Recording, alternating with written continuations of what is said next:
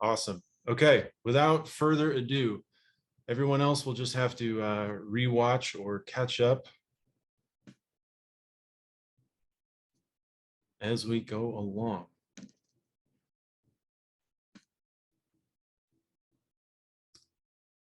So for those of you who don't know me personally, which actually is many of you, thank you for coming. My name is Dolph Paulson. I'm a speech language pathologist and literacy specialist in Chicago, Illinois. I am going to keep the chat window open on. Okay, yes, thank you for the reassurance, Mr. RHP. So I am a speech language pathologist and literacy specialist in Chicago, Illinois. I moved here just over a year ago from Boston, Massachusetts, and I have a private practice here and do a lot of consulting, and I'm available for public speaking, therapy, interventions, small groups, large groups, one-on-one, etc. Right now, I just started a full-time job at the Waldorf School here in Chicago. So it's a whole new world. And that is probably going to take up most of my direct service time that I'm going to be devoting in my professional life. So hopefully I'll be getting to do more of this kind of stuff, which is sharing what I know and the way I love to share it with all you wonderful people. So this is my presentation entitled The Missing Ink: Literacy Tools from the Pre-Dyslexia Age. Boom, pow, crack, shazam, whomp, zing. What are these examples of? They are words that represent sound effects. Onomatopoeia. The word onomatopoeia comes from Greek and means the making of words that imitate the sound of the thing they name. I love using this word with students because most of them have heard it, and some have have some idea what it means by the time I meet them. What they almost never know is how to spell it. Perhaps some of you aren't even sure how to spell it. I personally think it's one of the hardest spelling words in English because it ends with 4 vowels in a row. Right now, I'm going to teach you how to spell it the same way I teach my students. Grab something to write with and something to write on. Analog, please. I don't mean typing. Paper, pen, pencil, quill, and inkwell. You know what I mean. Do this with me. First, let's chunk the word like so. What does each piece say? Exaggerate the vowel sounds. Ono, motto, pia. Before we go on, let's make sure we can all pronounce it correctly. Repeat after me. Pia, matopia, onomatopoeia.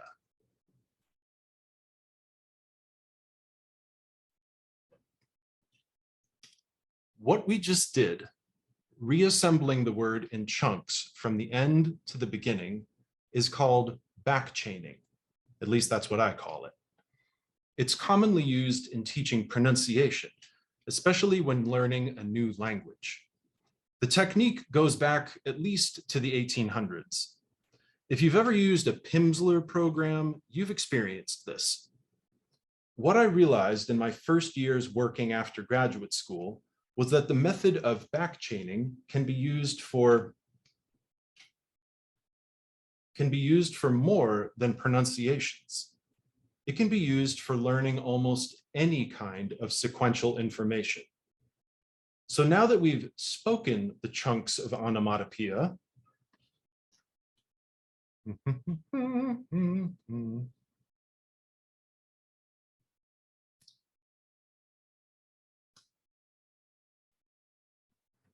on, wait for it, wait for it. Thank you for waiting. So now that we've spoken the chunks of onomatopoeia, here's what we're going to do. You have your media, you have your writing utensils. This is what we are doing.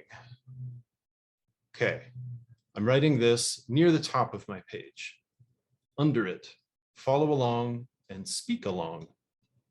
A, I, A, E, I, A, O, E, I, A, running out of space, P, O, E, I, A.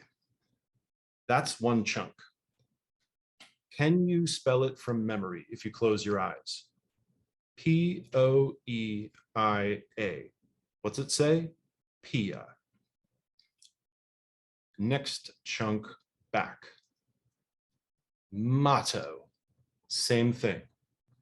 O, T, O, A, T, O, M, A, T, O. Motto. Just that piece. M-A-T-O, motto. Put the last two chunks together. Mottopia. M-A-T-O-P-O-E-I-A.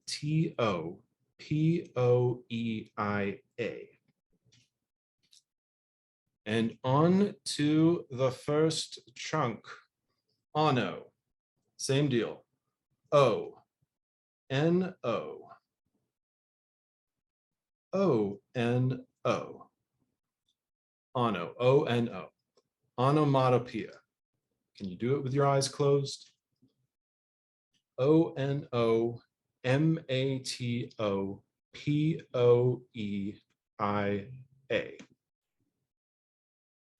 How did you do?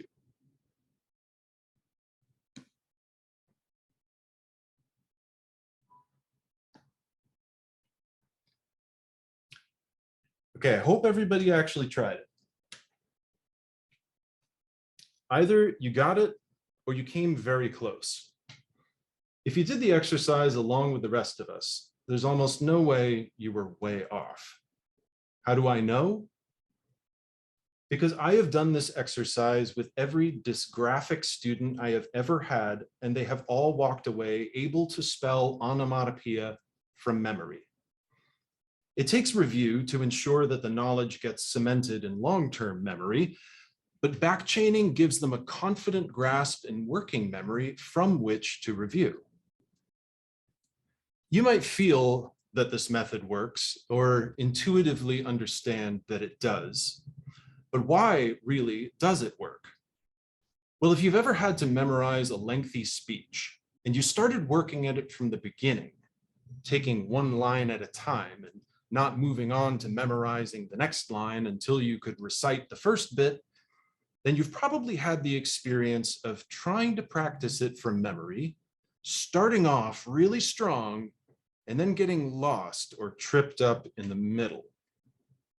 I pledge allegiance to the flag of the United States of America and to the red pumpkin for witches and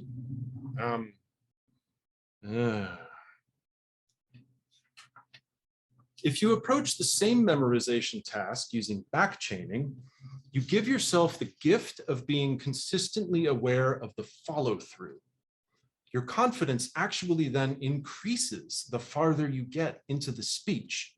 It turns that old pattern of, wait, what comes next, on its head. Recalling the beginning of a song, a speech, a sequence of numbers, or a sequence of letters is relatively easy. That's why so many struggling readers guess based on the beginnings of words, because it's easy and they don't like struggling. Nobody likes struggling. Practicing spelling, reading, pronouncing, what have you, using backchaining shifts the student's focus into the heart of the word, towards the destination of that sequence of sounds and symbols. We have conclusive evidence from brain imaging and eye tracking studies that the eyes and brains of proficient readers engage with the whole sequence of letters during word reading. If we teach students to guess when they struggle, or worse, skip words, then we teach them habits that will actually interrupt the development of accuracy. Guessing or skipping is cheating. Cheating is the path of least resistance. When given the option, students will opt for the path of least resistance. Therefore, don't make it an option. Water break.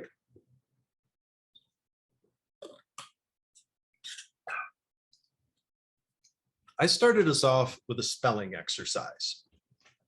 Now suddenly I'm talking about reading. Why? Because nothing develops and reinforces accurate reading better than spelling.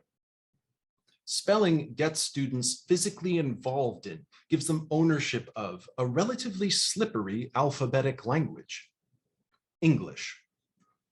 Between reading and spelling, aka decoding and encoding, spelling is the more challenging skill. How so? Think about it.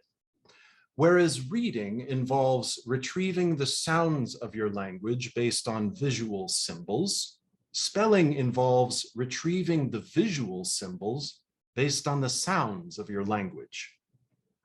Spelling requires you to process language in the opposite direction from the way you developed. You learn to speak and listen long before and way more naturally than you learn to read and write. Retrieving facts about a new friend is more challenging than retrieving facts about your bestie. The benefit of shifting into reverse is that when you improve your ability to perform the more challenging process, the forward direction improves along with it. Playing a game goes a long way toward making you a better spectator. Being a spectator doesn't go as far toward making you a better player. This seems like a great moment to talk about the heffalump in the room. The spelling rules in English and the exceptions to them are not as straightforward as are the rules in other alphabetic languages. I love these memes, by the way. There are a lot of them on the internet. Fish. If GH stands for f, as in cough, if O stands for I, as in women, if TI stands for sh, as in nation, then the right way to spell fish should be GHOTI. Consider the following spelling rule. If the vowel preceding the consonant LE syllable is separated from the LE by a single consonant letter, then the preceding vowel makes its long open sound, as in table. Whereas if said preceding vowel is separated by two consonant letters, then it makes its short closed sound, as in babble. Unless, of course, a vowel preceding the preceding vowel has already made a long open sound, in which case the vowel preceding the consonant LE syllable returns to making its short closed sound, as in bicycle. Where was I? Yes. A rule like that requires a great deal of mental juggling before it becomes second nature. For students with dyslexia and or other difficulties learning and applying algorithmic rules to the interworkings of abstract symbol sets, placing such demands on working memory can create a serious barrier to accessing the information on the page. And resilience in the face of extreme challenge is rarely an infinite resource, even for the best of us, least so for the littlest. Of course, that's why nobody starts out teaching the biggest headaches. Science-backed methods of reading instruction begin with the most basic, friendliest relationships between letters and sounds. This usually means starting with learning to decode consonant-vowel-consonant sequences, such as cat and hat, and mastering that before learning that those vowels in the middle can also make other sounds.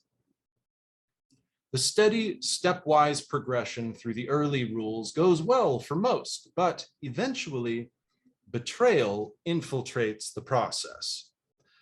Letters like C and G become double agents. A turns out to make at least 6 different sounds depending on who's playing in what positions. And Y can behave as a consonant or make 3 different vowel sounds. And the only way to tell what those letters are saying is to look to the other letters for help. But of course, the other letters can only help you if you know the right questions to ask. And early on, recalling the right questions requires a lot of effort on the part of long-term and working memory. The Orton-Gillingham approach to phonics instruction, just OG if you're on the educator, service provider, parent of a child with dyslexia side of things, is possibly the most well-known and scientifically sound methodology in common use today.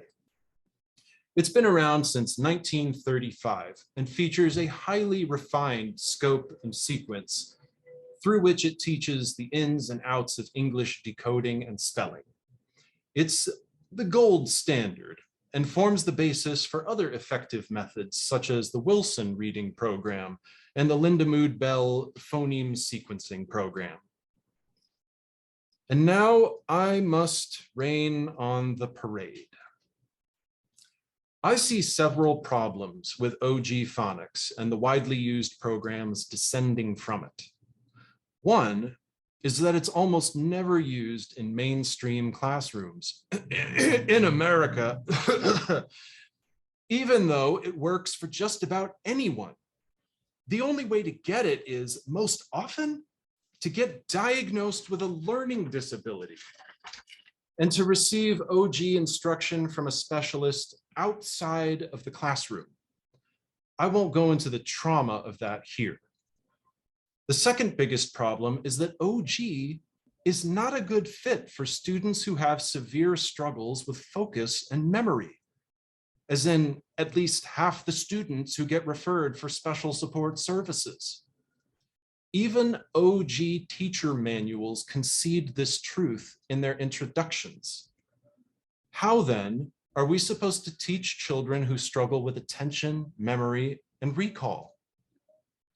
Let's do a little time traveling. First, let's make sure our bags are properly packed for this journey through time.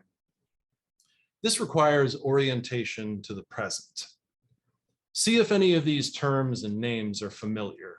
Now, many of them will not be for most of you. That's okay. They're just out there in the zeitgeist. So next time you hear anything juicy about what's going on with reading and writing instruction in the world, some of these may ring a bell, or a bell may be rung by some of these. Whole language, science of reading, phonics, the reading wars, Jean Chall, Uta Frith, Carol Chomsky, Catherine Snow, units of study, 3Qing, Ken Goodman, Lucy Calkins, Fontes and Pinnell, balanced literacy, National Assessment of Educational Progress, aka the Nation's Report Card, the National Reading Panel, Reading First, Eric Adams and Gavin Newsom. Side note, if you're wondering why I included the mayor of New York and the governor of California in this list, it's because they both have dyslexia and have become great public advocates for changes in the way we teach early literacy skills. Let's admit, it would be lovely if explicitly teaching phonics and guiding children through the maze of English spelling weren't necessary. If I could wave a magic wand and make it so that children became independent and accurate readers without systematic instruction in something so challenging, I would. I would be overjoyed if those complexities could sink in by osmosis. Unfortunately, we have mountains of hard evidence that true, accurate, fluent reading does not develop without phonics. The anomalous children who figure out the code by themselves, hyperlexia, are the exceptions that prove the rule. For when their brains are studied, we see that they have learned all the same pattern recognition skills other students have learned through explicit phonics instruction.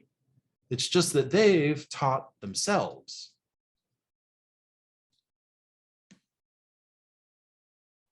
Two seconds, folks. I just want to double check that I haven't set this up so that anyone's waiting in the waiting room.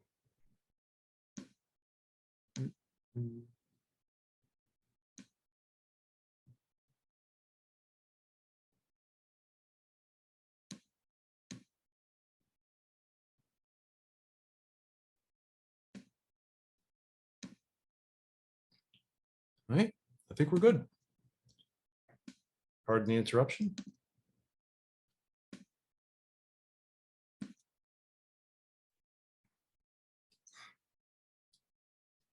The idea that children can learn reading and spelling naturally is very attractive, very lucrative, and very wrong.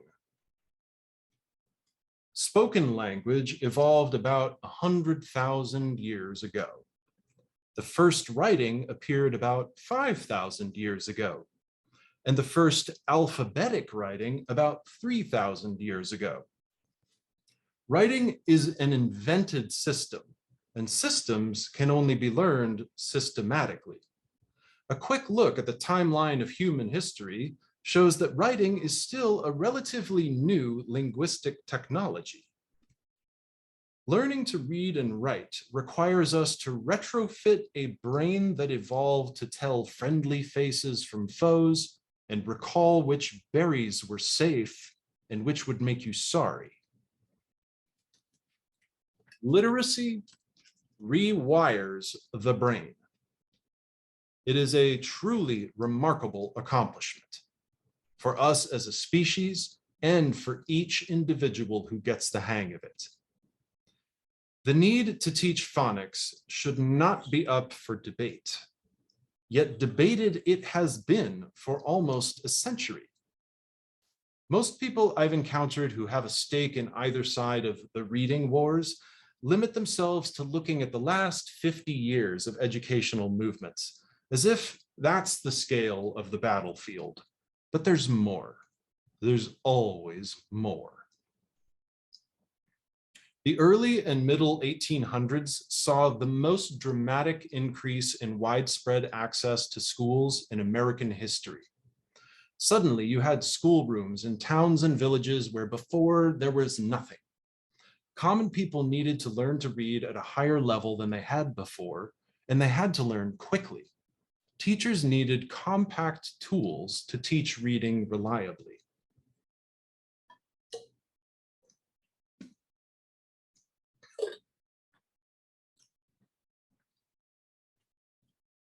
Oh, thanks, guys. Sorry, I was just checking the chat. In 1836, the first McGuffey readers were published. They quickly became one of the most popular programs for teaching literacy skills. Programs like McGuffey's introduced sound letter relationships in a systematic way, with practice passages at intervals for developing accuracy and fluency, and provided writing exercises to strengthen the channels between written and spoken language. Webster's Elementary Spelling Book was another hugely successful program of this era and used the same kind of stepwise cumulative approach to teaching sound symbol correspondence. The methodology, the methodology shared by McGuffey and Webster was not one of several approaches to teaching early literacy skills. It was the way to teach early literacy skills. The emphasis on systematically learning to connect visually presented writing with the sounds of spoken English did not have a name until 1901. That name was phonics. Phonics has been working for almost 200 years. In the decades after World War I, the sight word or whole word method began to seduce people away from all that pesky phonics stuff, advocating repetitive Dick and Jane style books and memorization of whole words as pictures, as if English could be treated like Chinese. The spread of this belief that literacy could develop by osmosis was fueled and stoked by charismatic and authoritative experts, and the extraordinary profitability of selling educational materials to schools, plus, of course, people's natural desire for easy answers to hard problems. The result was declining performance in reading and writing on a national scale. In 1955, a German-born educator named Rudolf Flesch wrote a scathing expose on the failings of the American education system, identifying the primary culprit as the disappearance of phonics from the classroom in favor of whole word memorization and context-based guessing. The name of the book was Why Johnny Can't Read and What You Can Do About It. So the broad strokes of our time travel story are that we honored the necessity of phonics in mainstream education for almost 100 years, and then lost hold of it during the Industrial Revolution and the wake of the First World War. In 1955, those who knew better identified the loss of phonics as responsible for the trends of declining literacy and began shouting about it. They've been shouting about it now for 77 years and are finally turning the tide back to what works. But the damage has been tremendous. In 1999, the US government commissioned a research group called the National Reading Panel to identify best practices for teaching reading. The NRP reviewed over 100,000 research studies spanning over 35 years of scientific investigation into reading and released their summative report in 2000. I don't know how much my microphone is picking up the sounds of the wildlife of Chicago outside, but if it's a lot, I'm very sorry. I am trying to project and overcome it. They released their summative report in 2000, a report that can be boiled down to a set of 4 simply stated ingredients for effective reading instruction. In the 22 years since then, research has only added to the legitimacy of the NRP's conclusions. In those 22 years, we've learned infinitely more about why the things that work, but the facts of what works and what doesn't haven't changed. That's why the NRP's set of 4 simple conclusions makes such a great framework for talking about literacy. The 4 conclusions are that effective reading instruction involves 1, explicit instruction in phonemic awareness, 2, systematic phonics instruction, 3, methods to improve fluency, and 4, ways to enhance comprehension. Nobody seems to disagree on the importance of the last 2. That's where the balanced literacy folks and the science of reading folks can easily work across the aisle. The issue is that you can only excel in fluency and comprehension if you have a solid foundation in phonemic awareness and phonics. Science is not belief. Science is not opinion. Science is science. A simple set of guidelines. Thank you for the reassurance. I'm glad that you can't hear the wildlife sounds outside. I was being ironic, by the way. By wildlife, I meant engines and sirens.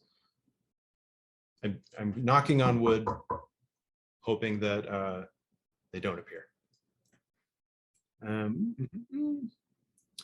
So a simple set of guidelines based on a government-funded review of over 100,000 scientific research studies is a pretty definitive answer to the question, what's involved in teaching reading the right way? This isn't a new understanding. It's an answer we already had in the early 1800s.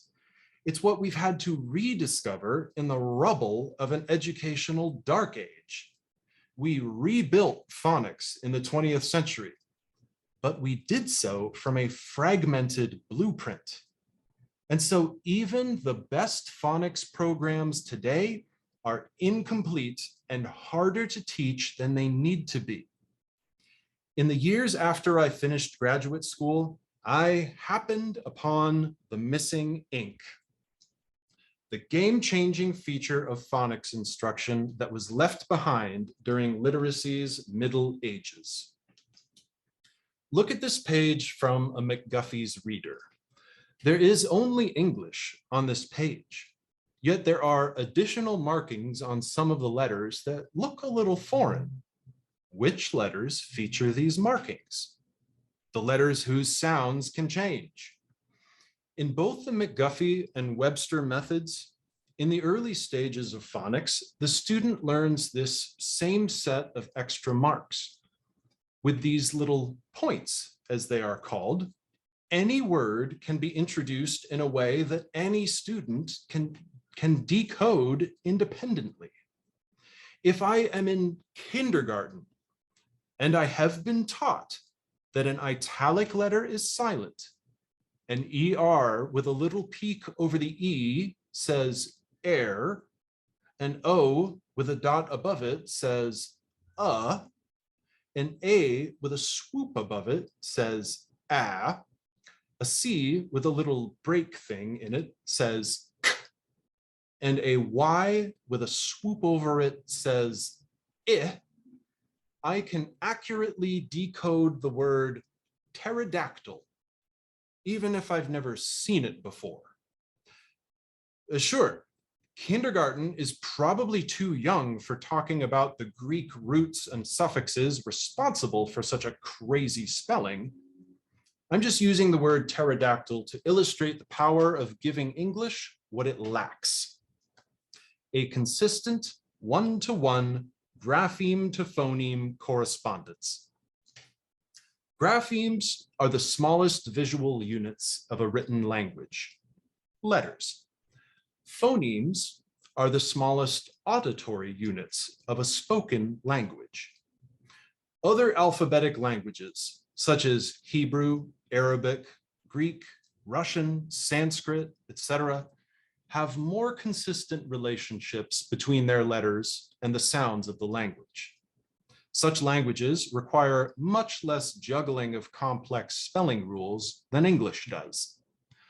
As you can imagine, children have an easier time learning to read and spell in countries where those languages dominate. Let's take a look at Hebrew. Water.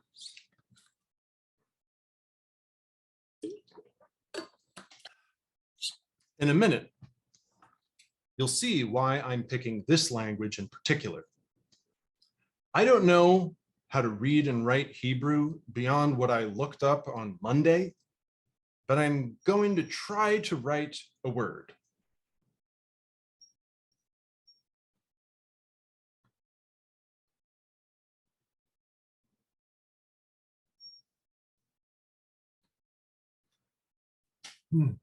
I'm not exactly adept at writing from right to left. Keep your ridicule to yourself, please. This letter says huh and always says huh. This letter says and always says, wait, nope. Okay. See? This letter says huh and always says huh. This letter says ol and always says ol. And this, oh God, this letter says and always says This is the word, I think. This is the word holam. Now, what information am I missing? Holam.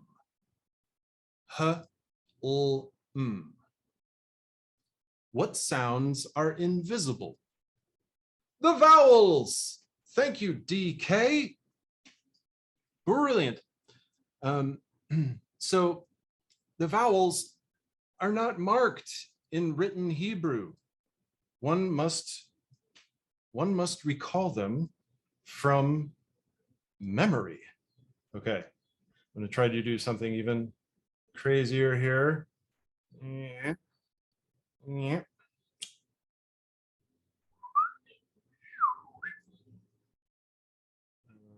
And below that, and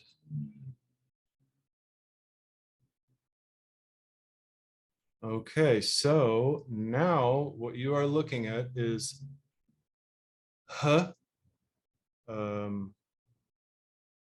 wait, no, o lam.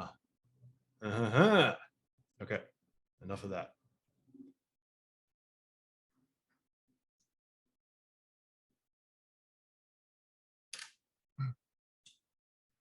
How in the world do children learn all those invisible vowels in school? Well, it turns out that when one is first learning to read, they're not invisible. There's a system of markings added to the letters that explicitly tell the child what else they need to know. The elementary vowel markings are called the nikud. I'm probably pronouncing that wrong. And they are only used to help beginning readers of Hebrew. As the learner gains experience and builds vocabulary knowledge, the nikud are faded out. Interestingly, if you give a mature, proficient reader of Hebrew a text that includes the nikud, they will find it more difficult to read. Once it's no longer needed, it only gets in the way.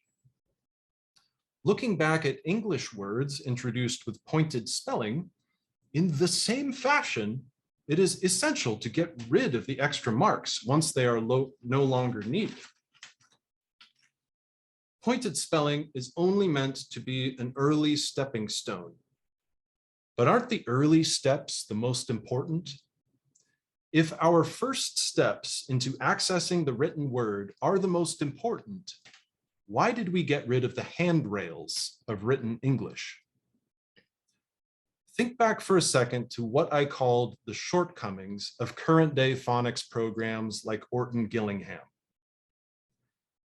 For many students, there are too many demands in terms of focus and memory. A consistent set of visual clues to the sounds reduces the mental effort required to access the content of the written word.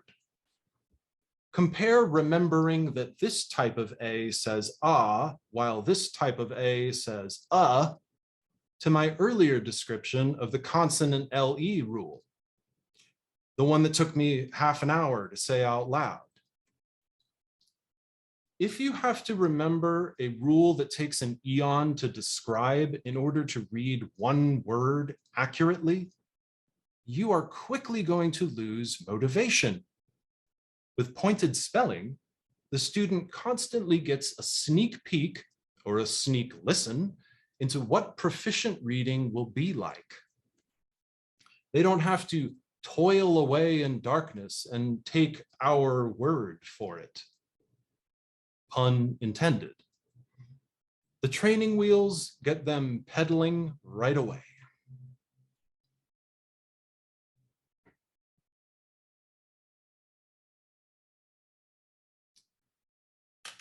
I had a couple of students. Can everybody see me right now? Because for some reason, maybe I pinned somebody else by accident.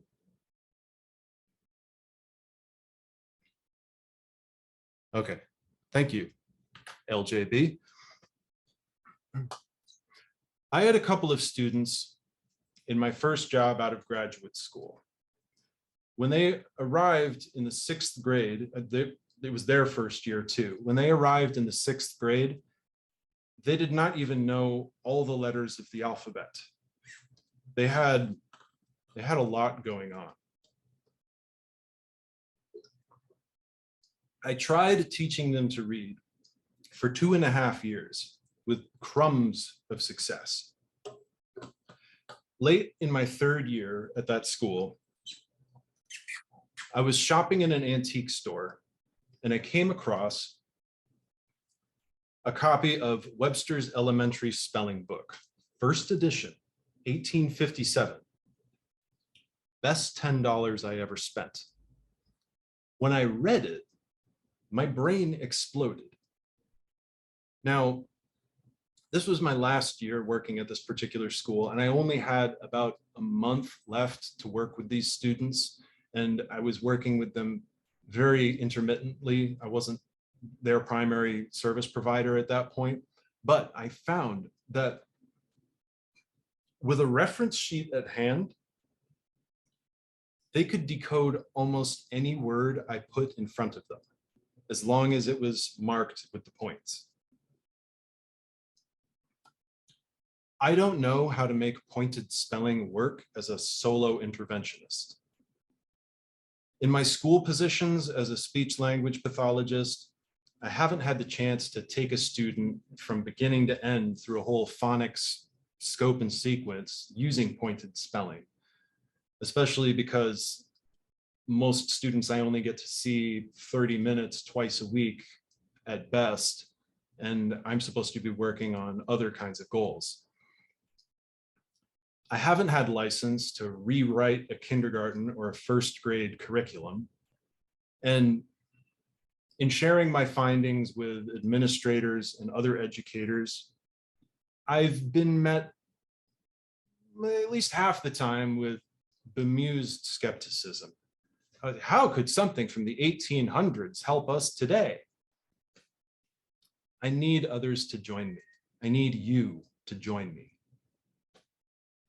This webinar is the first time I've even had the opportunity to lay out my argument for including pointed spelling in early phonics instruction. So I hope that after tonight, you'll pass on the recording of this. Okay, story time's over. Back to business.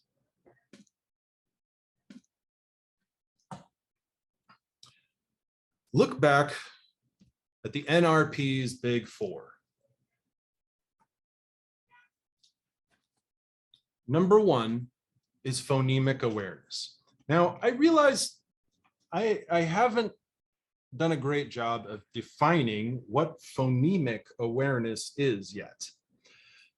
Phonemic awareness is the ability to recognize that spoken words are composed of sounds, and that those sounds can be pulled apart and rearranged. It sounds like something close to a natural capacity, something you're either born with or not.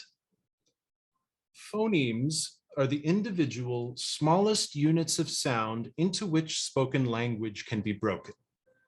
P, A, T. Those are phonemes. The thing that is counterintuitive for most of us is the fact that phonemes are actually an invention, an abstract and arbitrary subdivision of phonology, the true sound of speech. Without written language, there would be no phonemes. The only reason we have phonemes is for the convenience of attaching written symbols to them. A great illustration of this truth is the fact that the circuits responsible for processing speech sounds activate in the brain of someone reading English, but do not activate in the brain of someone reading Chinese. Phonemes are not real, yet they are the bricks we need to build a sound bridge from spoken language to its written alphabetic version. The best way to train phonemic awareness is to learn to read and write. Let me pick on English spelling again.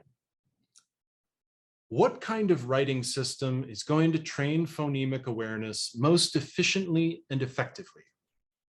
A writing system in which one letter could mean 6 different phonemes, or a writing system in which one means one? The NRP puts phonemic awareness number 1 because it is the first and most important step in literacy acquisition. The fun thing about incorporating pointed spelling is that it allows you to provide explicit instruction in phonemic awareness and systematic instruction in phonics at the same time. Knowing what I now know about how phonics used to be taught, it does not surprise me that dyslexia was only recognized and named in the late 1800s when methods involving pointed spelling were on the decline. It does not surprise me that increases in the identification of dyslexia correlate with the disappearance of phonics from classrooms. It does not surprise me that for decades, only 1/3 of American students in 4th and 8th grade have scored proficient in reading on the National Assessment of Educational Progress, which should perhaps be renamed the National Assessment of Educational Stagnation. It does not surprise me that even those proficient young readers lose interest in books as they get older. The fallout of the fall of phonics holds no surprises.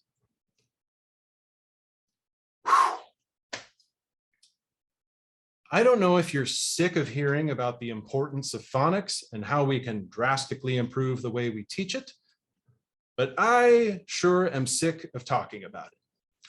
It will continue to come up as we move on, but let's finally climb a little farther up the ladder. A level above phonemes are morphemes.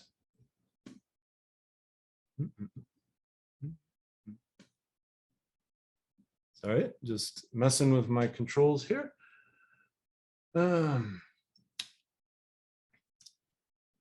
So unlike phonemes, I would go so far as to say that morphemes are a natural feature of the evolution of language.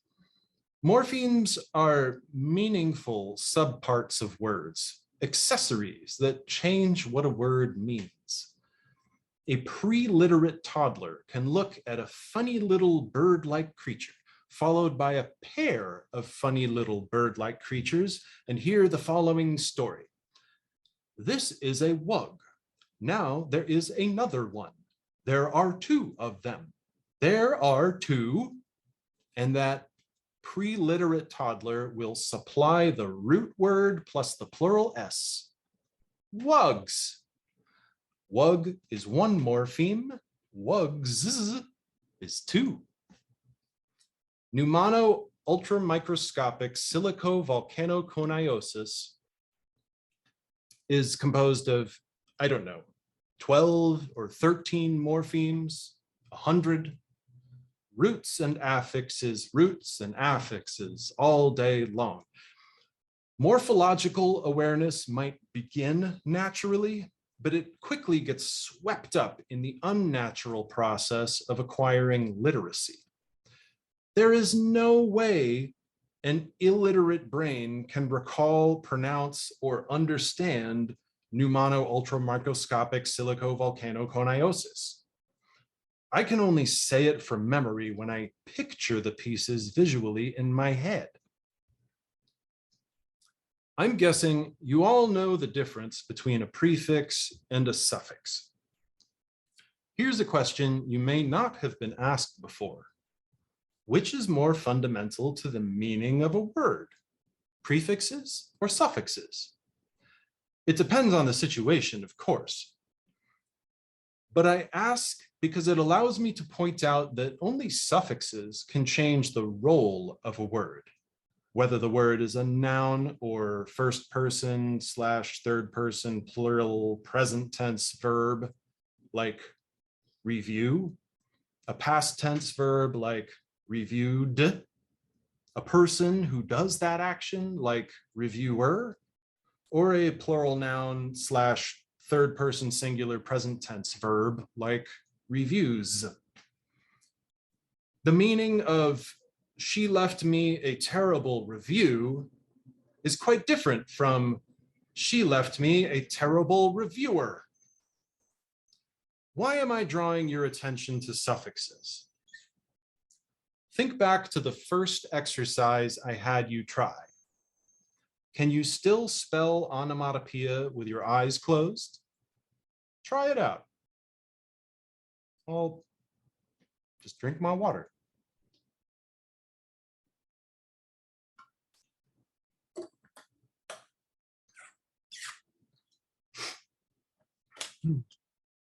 So, backchaining a word places your focus on the last morphemes first. It reinforces the habit of examining the whole sequence of letters, leaving nothing unseen. You can't accurately read a suffix if you don't see it. That's why reading errors that come from guessing based on the beginnings of words are such red flags, and why teaching a student to guess based on the first letters of a word is so harmful. Because our spelling exercise got you so familiar with the suffix pia, P-O-E-I-A, we now have the opportunity to look at its connection to the word poetry and discuss how that three-letter combination, P-O-E, comes from ancient Greek and has to do with orchestrating sounds for an effect. For what else is the job of a poet? Once upon a time, I was visiting an 8th grade history class, and the teacher read a quote that contained the word modernity. Upon being met with vacant expressions from the students, the teacher asked, "What does modernity mean?" "What familiar word do you hear in there? Modernity." I stood in the back, hoping someone would say, "Dern?" The disconnect in this situation was that in the teacher's brain, the literacy-based associations between the forms of the word were so fluent that they never realized how the suffix ity changed the syllable stress, making it impossible to recognize out loud what would be obvious on the page. Both the students and the teacher had too little conscious experience contemplating the addition of the new piece, ity, to the familiar word, modern. That's another reason why studying suffixes, word final morphemes, is so important. Suffixes often change the syllable stress of a word. You'll never read "she studied hospitality" fluently if you don't account for the suffix. You'll read "she studied hospital" hospitality. Phonics instruction always progresses from the smallest units of sight and sound to larger patterns of chunked letters, like TION, that represent not just units of sound, but units of meaning. I offer backchaining spelling practice as an aid that helps a student account for all the components of a word, the letters, syllables, and morphemes, as well as their sum.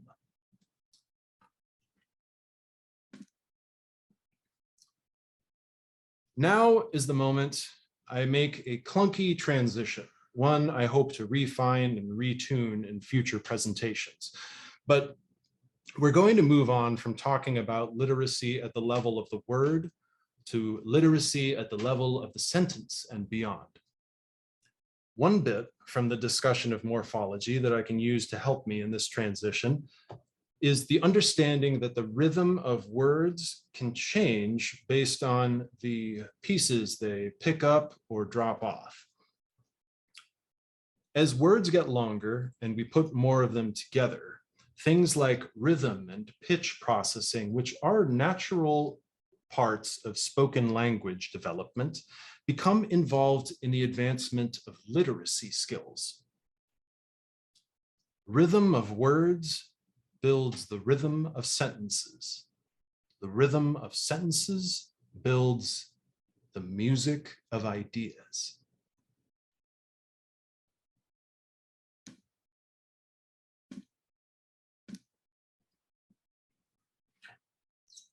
In a way, learning to read and write means deconstructing everything about the spoken language you've spent the whole beginning of your life mastering, so that you have all of it lying in pieces all over the place. Words chopped up into phonemes, fluent speech reduced to slow motion analysis of sounds, none of it meaning anything.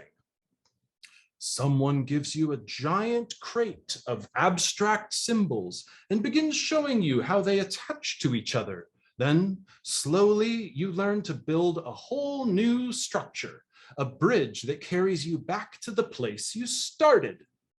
Except that when your newly constructed literacy skills finally allow you to read with speech-like intonation and write sentences that hold together like well-voiced thoughts, you find that you're not actually back in the familiar land of speech. You're in an entirely new realm, a hybrid zone.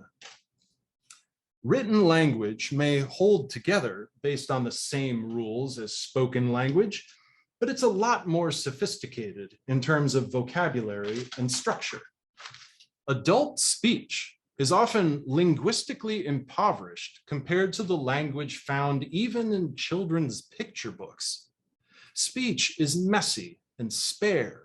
Writing is polished and rich. The scariest aspect of the disparity between the 30% of American fourth graders who read proficiently or better and the other 70% is that the skills gap continues to grow. Independent readers encounter the vast majority of their new vocabulary through text first. Struggling readers miss out. The inequality leads to a Matthew effect, where the rich get richer and the poor get not as literate. We end up with older and older students in need of basic phonics instruction, dyslexic or not. They reach higher grade levels to find that the language demands of school have increased. Students in higher grades are expected to read more material with harder vocabulary, write reports, and discuss complex topics. In graduate school, I puzzled over how to help students in upper elementary grades, middle, and high school in these situations, where their underdeveloped literacy skills kept them from keeping up. Providing phonics instruction alone would not be enough, since it doesn't provide a sneak peek of what higher level language skills are like. Decoding and spelling doesn't target a skill like forming a novel inference based on gathered evidence. Such struggling students who experience difficulty extracting meaning from what they read also demonstrate weak grammar skills and disorganized expression in speech, and even more so in writing, naturally. One day, an idea popped into my head for how to teach complex language structures to students across grade levels. The tool was an old friend, classical rhetorical devices. I first encountered classical rhetorical devices through my training in the theater. I was trained to recognize a chiasmus and play up the structure with changes in my voice so that the audience would easily follow the tune and gobble up the meaning of difficult texts like Shakespeare. Wait, what's a chiasmus? Here's one from The Big Lebowski. Sometimes you eat the bar and sometimes the bar, well, eats you. Here's one from Joe Biden. We need to lead with the power of our example, not the example of our power. Here's one from a poster I saw outside the dean's office. Hard work beats talent when talent doesn't work hard. Here's one I saw on a bumper sticker. Comfort the disturbed, disturb the comfortable. Here's one from Marie Curie. Nothing in life is to be feared. It is only to be understood. Now is the time to understand more so that we may fear less. And here's one from Amanda Gorman. While once we asked, how could we possibly prevail over catastrophe? Now we assert, how could catastrophe possibly prevail over us? Rhetoric is the science of human attention structures. It's the study of what grabs our interest and sways our beliefs. Almost always, there's a cycle of tension and release involved. In chiasmus, we are first asked to think about A and B, which builds tension and expectation, and then we are delivered something new when we are told about B and A, which releases the suspense.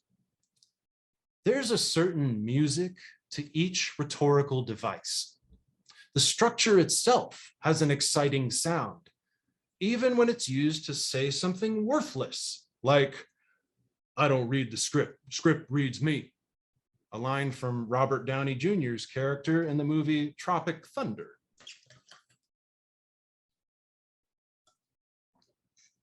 Rhetorical devices, oh wait, not yet. Rhetorical devices are a way to study complex language structures in an organized and systematic manner without ever having to mention grammar. Studies have shown that direct instruction in grammatical rules is less effective than embedding grammar lessons in the exploration of more meaningful concepts, like cause-effect relationships. Rhetorical devices add to, or add up to, embedded grammar instruction because they teach you how to sound cool at the same time they teach you how to make sense. They boost your expressive abilities by giving fun shape to language that unfolds over longer periods of time and text. They make big sentences and big thoughts fit in the palm of your hand. They improve your comprehension by making language more attractive, by teaching you that complex language contains hidden music to be discovered and played.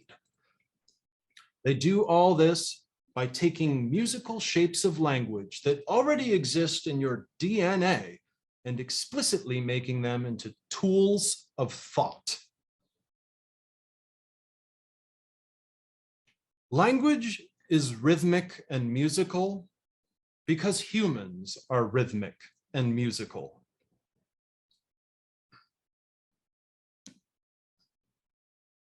Did you know that the only animals capable of listening to a beat and moving in time with it are all animals that can also mimic the sounds they hear? In other words, the part of the brain that makes it possible for you to use your voice to repeat a sound is the same part of the brain that makes it possible for you to dance. It's a deep brain structure known as the caudate nucleus. There it is.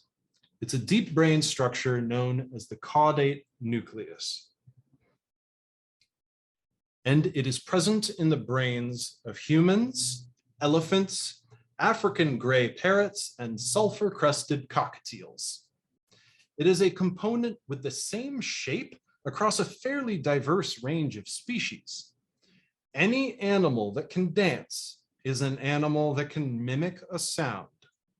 Language is musical. Music is language with measurable patterns. If you master those patterns, you can become a master of communication. Communication is the partner dance of information. Try this with me. We're going to memorize the Amanda Gorman chiasmus and use the dynamics of our voice to play the structure. We'll chunk it and backchain it. Repeat after me. Possibly prevail over us. How could catastrophe possibly prevail over us?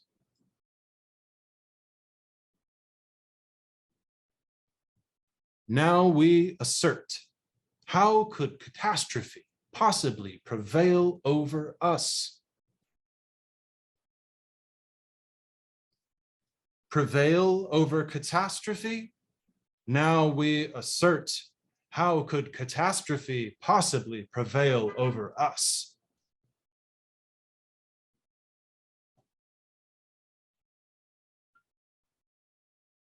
And finally, wait, no, not quite.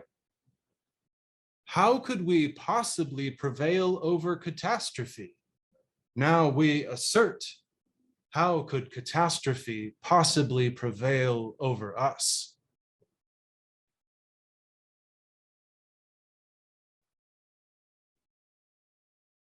Now the whole thing.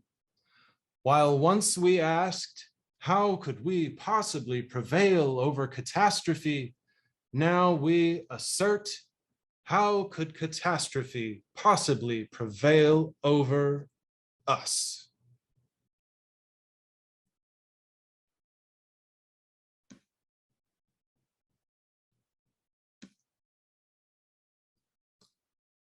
Okie dokie. Let's try it. No looking.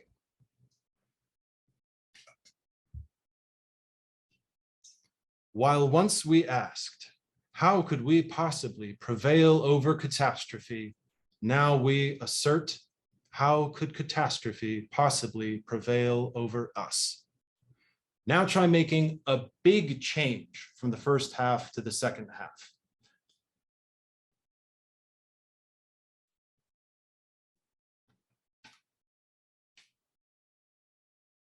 What did you try? Here's how I might try volume.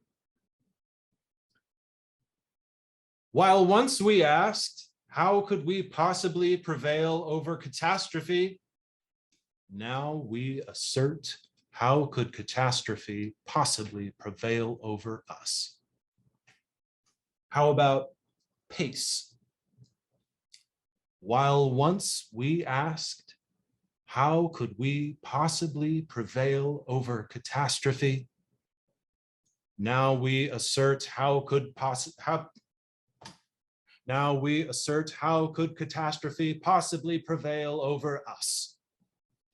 Now, attitude. While once we asked, how could we possibly prevail over catastrophe? Now we assert, how could catastrophe possibly prevail over us? How'd that go? Now, that is a very long, complex sentence with two embedded quotations, one in the dependent clause and one in the independent clause. And did we have to talk about grammar, mechanics, standard conventions, or any of that boring stuff? Not at all. That is rhetorical devices for embedded grammar.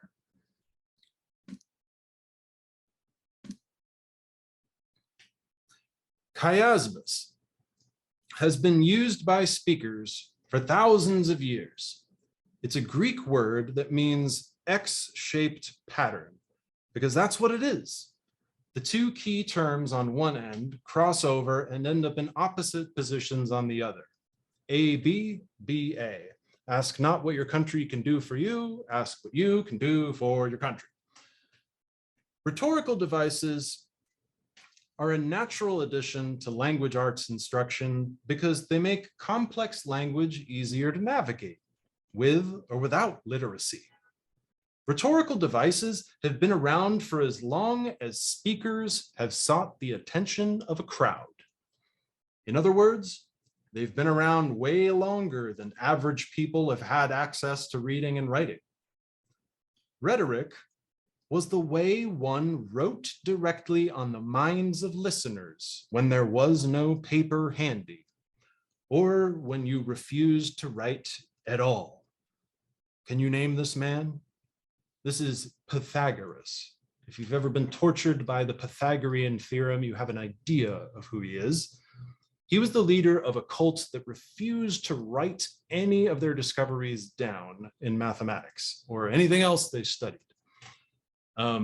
Interestingly enough, story for another day, but just a blip of it now is they all drank hemlock together and committed group suicide.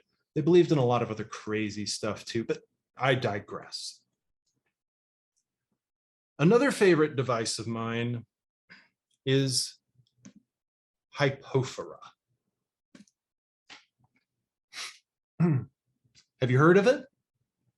Even if you haven't heard of it, you've certainly heard it. I've used it throughout this presentation. When have I used it? Besides right now? Let me show you a couple examples. Boom, crow, boom, pow, crack, shazam, whomp, zing. What are these examples of? They are words that represent sound effects. Which is more fundamental to the meaning of a word? It depends on the situation, of course. Why am I talking about suffixes? Think back to the first exercise I had you try. Can you still spell onomatopoeia with your eyes closed? Try it out. A question builds tension because deep in the mind, it triggers a move to respond. When an author asks a question, they do not expect the reader to reach through ink, paper, and time to answer it. When a keynote speaker asks a question to a packed stadium, they do not expect someone 30 rows back to raise their hand. These communicators use the tension-building power of the question to prime the mind of the listener for the answer they will themselves provide. Here's Jack Nicholson as the Joker. Hubba, hubba, hubba, who do you love? Me? I've given away free money. And where is the Batman? He's at home washing his tights. Set up, punchline, set up, punchline. Tension, release, tension, release. What bent of writing assignment is perfect for Hypophora? It's persuasive writing. Why? Because Hypophora helps you organize your argument in terms of claim, counterclaim, claim, counterclaim, or thesis, antithesis, a thesis, antithesis. Here's a work sample from a third grader. Let me ask you, what is your favorite sport? Mine is soccer, and by the end of this essay, I'll have you liking soccer too. Which sounds better to you? Long pauses where nothing happens, or nonstop action except for a few brief pauses? Soccer is the sport of nonstop action. If you're going to referee a game, would you prefer to have exercise and run along like you're part of the game, or just stand still and wait for the action to come to you? Soccer is your best bet if you want that action-packed experience. There are a lot of things at work here. There's Hypophora, the questions posed and answered by the writer, and there's also a heavy dose of antithesis within each question. Which sounds better? A, this undeniably awesome thing, or B, this undeniably lame thing? This student was totally stuck, but once we started laying out his thinking in this punchy call and response pattern, suddenly he got going. I never got to read the final product, but I'm sure it was awesome. Can you write me a Hypophora? I expect someone to. If you don't put one in the chat, I hope you'll send one to my email. Let's look back at the best practices identified by the National Reading Panel. While I take a sip of water.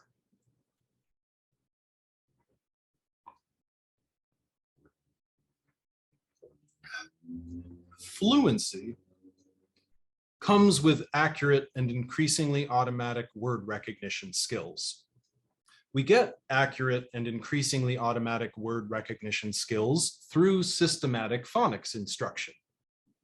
Systematic phonics instruction involves building up and breaking down words by morphemes and phonemes. Phonemes are the artificial divisions of speech sounds that make learning an alphabetic language possible. Alphabetic languages can be introduced visually in a way that allows phonemic awareness and the rules of phonics to be taught simultaneously. What I just did with that paragraph I read was I tied together everything I have told you so far related to points 1, 2, and 3, and I tied it together using a rhetorical device that enhances comprehension, point 4. Thank you, LJB. Fluency is the bridge to comprehension. Usually, fluency is conceived of as reading rate plus reading accuracy.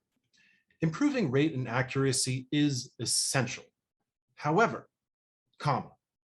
in my opinion, the most important aspect of fluency is not speed or word level accuracy, but prosody.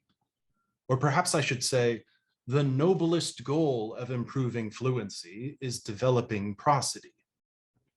Prosody is defined as the patterns of stress and intonation in a language. It can't really be represented in text. It can only be implied by structure and arrangement. Rhetorical devices teach the relationship between structures, arrangements, and the prosody that waits to be played. We can use expressive exercises with rhetorical devices to improve the receptive processes of comprehension. The expressive correlate to number 4, comprehension, is composition. As with spelling's positive influence on reading, composition positively influences comprehension. Doing enhances understanding. Gasp! But I haven't yet explained the rhetorical device I used 2 minutes ago. It's called anadiplosis, and it's fantastic for making complex information easier to follow. Here's the example again. Fluency comes with accurate and increasingly automatic word recognition skills. We get accurate and increasingly automatic word recognition skills through systematic phonics instruction. Systematic phonics instruction involves building up and breaking down words by morphemes and phonemes. Phonemes are the artificial divisions of speech sounds that make learning an alphabetic language possible. Alphabetic languages can be introduced visually in a way that allows phonemic awareness and the rules of phonics to be taught simultaneously. I summarized 30 minutes of lecture in 74 words. Maybe it was more than 30 minutes. And I did it by repeating the end of each sentence in the beginning of the next. That's anadiplosis. Using repetition at the connection points between sentences or phrases in order to solidify a sequence of concepts. It's brilliant at laying out chain reactions of causes and effects. It has a climbing kind of sound to it, and it can be inspirational as well as informational. Here's an anadiplosis from Barack Hussein Obama. One voice can change a room, and if it can change a room, it can change a city. And if it can change a city, it can change a state. And if it can change a state, it can change a nation. And if it can change a nation, it can change the world. Access to elevated language is the whole point of literacy instruction. The baseline skills are those that deal directly with the alphabetic principle, how letters relate to sounds, how they combine and rearrange to represent and indicate the building blocks of the enhanced, augmented written version of the spoken language. In other words, phonemic awareness, phonological processing, orthographic processing, and morphological awareness. Teaching the alphabetic principle involves all of that. for teaching those baseline skills, I've given you the 19th century tools of pointed spelling and backchaining to add to your bag of tricks. Don't worry, if you visit my website, there are reference sheets and downloadable materials with which you can review and more easily begin applying these things in your own practice. The intermediate skills are those that build mastery of longer strings of morphemes and words, fluency, rules of syntax, prosody of syllables and sentences, all of which lead toward comprehension of connected language. For training these skills in the domains of listening, speaking, reading, and writing, I've given you the millennia-old tools of rhetorical devices. I've said a lot, and it's been overwhelming at times, I'm sure. But if you take just one understanding away with you today, I hope it's the understanding that you do not need to wait for some unreachable guru or some expensive new program and book series to effect major change in education.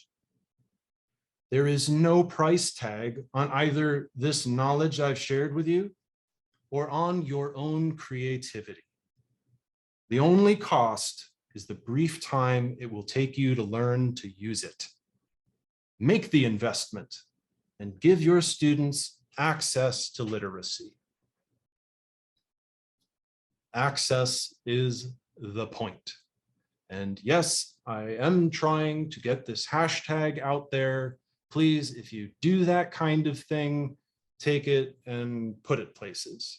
Much obliged. Please do come visit my website. You can find out how to reach me and all the kinds of goodies that I have up there for free. We can, anybody see Christopher Walken's Psychic Network? It was a Saturday Night Live sketch in the 90s. We could be friends and spend time together. Anyway, time's almost up. So with that, anybody who wants to stick around is welcome to. Also, I realized I didn't put citations in this presentation. I am writing up my bibliography and I will make that available with as many notes as I can put into it on my website on the resources page, where you'll also find the link to review this presentation and share it with other people. So that is that. Thank you everybody for coming. I'm so happy that so many of you made it. This is really exciting. So do reach out. Oh, I realized I didn't put my email on that page. So I know it's just about 8:30. So let me just write that up here. If you want to holler at me, just message Dolph, that's all, at SoundBridge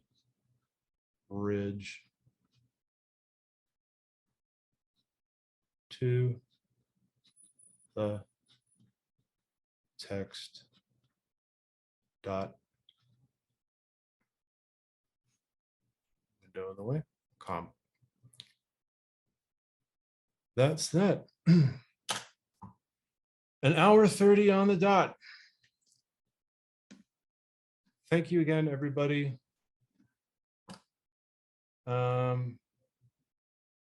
Thanks for the feedback, Dad.